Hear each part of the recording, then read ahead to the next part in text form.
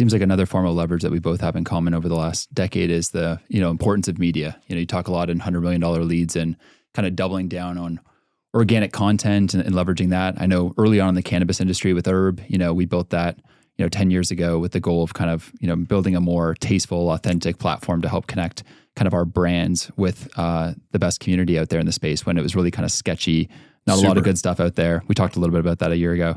I'm curious on your side with, you got quite the Mosey Media empire going on here. Amazing team. I know a number of them. How did it bring us back to kind of your epiphany when you realized like, damn, we got to start building more of an audience here, move off of sort of the paid ad side and build this business different? What was the kind of thinking pattern there? I mean, I had reality kind of slap me in the face a bunch of times in a row in a very short period. So like I was, just for the audience to like understand the gravity of this 180 degree flip for me, is that like I think episode 7 of my podcast is called Stop Branding. Yes. And I do, I mean, I leave it up there because I want people to see the, the progression over time. I respect that too. Yeah, no, I appreciate it. And so I was just like, cold outreach, run ads, don't talk to me. You know, like it's just like, that's what it is. Like that's how you're going to get customers. And obviously referrals and affiliates and things like that. The idea of just organic content didn't really make sense to me. And to be fair, I was also a local business owner and was speaking to local business owners. And I think that there's actually some truth to that. Because the thing is like, if you actually build an exceptionally large, personal brand, it doesn't make sense to monetize through a local business. And so what does make sense for a local business? Well, they probably should have strong referrals from their existing customers, create affiliate relationships with other local businesses. They should run ads. They should do outreach. Like that is probably local SEO. Yeah. Yeah. That is the approach they should be making. But I saw Kylie Jenner become a billionaire when she was 20 and I was 27 and I thought I was, hot shit. And I was like, she is way richer than I am. And so it means that she's doing something different than I am by an order of magnitude that I don't understand. And she had a personal brand. But I was like, you know what? Kris Jenner's been building her brand since she was 5. Like, okay, I'll write that off as a fluke. But then, Huda Beauty, sold a chunk of her thing at 600. Now I think it's worth over $1 billion. And, Conor McGregor had Proper 12 and George Clooney had Casamigos, right? And then The Rock has Terramana. And each of those multi-billion dollar things, like seemingly overnight. Now you've got Logan Paul with Prime. And so, but in that short period, it was like 12 months, all of these plays started coming out. And I was like, I'm playing this wrong.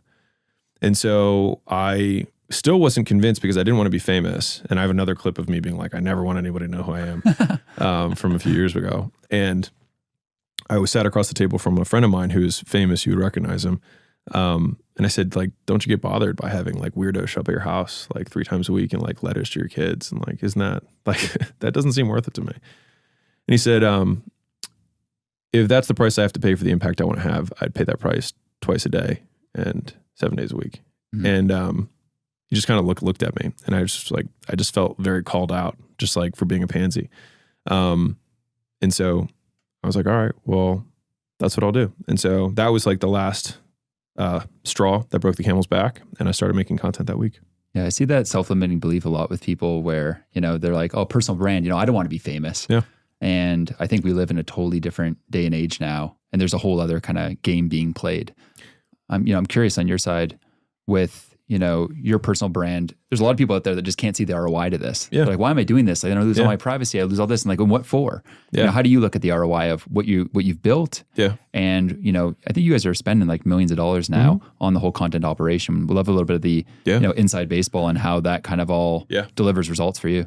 So, right off the bat, I will say up front, I don't think everyone should be famous. I don't think everyone should build a personal brand. I don't think everyone should anything. You can do whatever you want. And I have billionaire friends who want to stay anonymous and they're pretty smart dudes, and so they've made that decision and I respect that. I do think that from a money-making perspective, it is a time warp. You can just go way faster. Mm-hmm. And that is because you can attract talent at such a higher rate than you could otherwise. You can bring people on who already know your values, know what you're about, have already consumed more content than most people's employees currently know about them and their way of doing business. You can basically pre-train your entire team before they come on board because of the amount of stuff that you put out. And those are just unbelievably valuable things. Not to mention, if you're on the deal side, like for us, like investing in companies, we have so much more trust at the table. And I think Charlie Munger said, trust is the ultimate lubricant for deals. Is like, there's just you're both trying to make the deal happen rather than being competitive. And I think that just, it's so much better as a process, having been in both types of deals, very competitive deals, like white knuckle deals and really friendly deals. Way more fun to do friendly deals. And so those are kind of the pluses. And obviously you have an audience, so you can test things quickly. You can find solutions. Like I remember even this week I had one of our companies does $3 or $4 million a month in just loan volume as a percentage of their revenue for consumer spending. And we were switching processors, and we were kind of linked to a different loan engine, and I wanted to make sure that we'd be able to transfer it to the new processor. And so I needed to get in contact with somebody high up at that loan processing company. And it was like, hey, if anybody knows anyone, let me know. And I got like 7 people who messaged me, and they were like, I know the co-founder, let me introduce you. And like, just, you don't have that without that kind of brand. So that's the pros. Yeah. The cons, and there are cons, is that privacy is the cost of fame. Like, that's what you give up. And for some people, that cost is always too much. For me, I'm not really that different in private than I am publicly. So it didn't seem like too big of a deal. I mean, I still thought about it. Second is, it's irreversible. You, like, once everyone knows what you look like, that's it. Like, you can't stop. Like, like, it's irreversible. And that's why you shave the beard. Yeah, right. I think I'd still probably get recognized. And there's like small social costs. Like, if I walk outside of the house, I'll get recognized 4 or 5 times every time I walk outside. And that's fine. Or if I go to dinner with Layla, I'll probably have to stop 3 or 4 times during the dinner to take pictures. And that can be,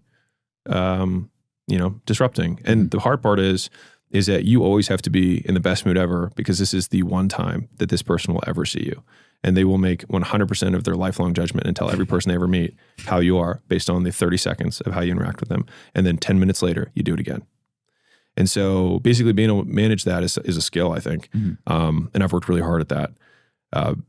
Just because it doesn't matter, like, no one will ever empathize. So it doesn't really matter. They're like, boohoo, must be tough. You did choose that. And that's the thing, is like, I did choose this. And so I can't lament that. I just see that as part of the price. And so giving up privacy is the TLDR big umbrella cost of getting the fame wheel going. But there are, in my opinion, pros and cons, but there are more pros than there are cons. Yeah. I also don't talk about super racy subjects. And so I don't have, at least to my knowledge, a huge hater base. I'm not political. For the most part, all my stuff that's out there is like to try and help people, make more. And I also lean really far away from shoulds. So I just, up front, like, do whatever you want. Like, this is just the stuff that worked for me. And if it works for you, awesome. If it doesn't work for you, I'm sorry, try someone else. You know what I mean? That's just, that's what's worked. I completely agree that, the benefits definitely far outweigh the cost, just your surface area for like luck, community connections, cash flows, more deals, more opportunities. Recruiting. I think at the end of the day too, like, personal brands kind of just get a bad rap. It's one of those things too. It's just building your digital reputation. Everyone's online. They're going to check your LinkedIn before meeting with you or diligencing your company or doing a deal, just making sure that you're putting your best face forward, your best foot forward in those deals. And hopefully having a reputation that persuades you. You walk in the door, the deal's almost already closed. They're just trying to meet you, talk to you, chop it up, and hopefully get it across the line. Yeah.